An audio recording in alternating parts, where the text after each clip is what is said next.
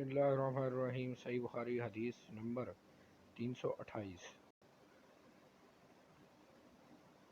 حضرت عائشہ رضی اللہ تعالی عنہا زوجہ نبی صلی اللہ علیہ وسلم سے روایت ہے کہ انہوں نے رسول اللہ صلی اللہ علیہ وسلم سے عرض کیا، اے اللہ کے رسول، صفیہ بنت حی کو حیض آ گیا ہے۔ رسول اللہ صلی اللہ علیہ وسلم فرمایا، شاید وہ ہمیں مدینہ جانے سے باز رکھے گی، کیا اس نے تمہارے ساتھ طواف زیارت نہیں کر لیا تھا؟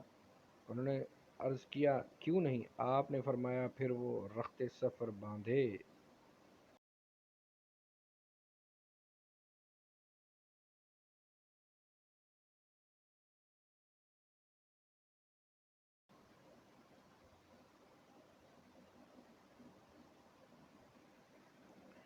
حدیث نمبر 328۔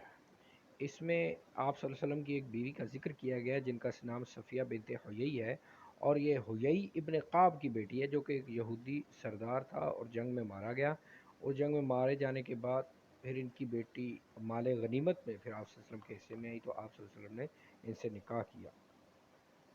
صفیہ بنت حیی، صحیح بخاری حدیث نمبر 328۔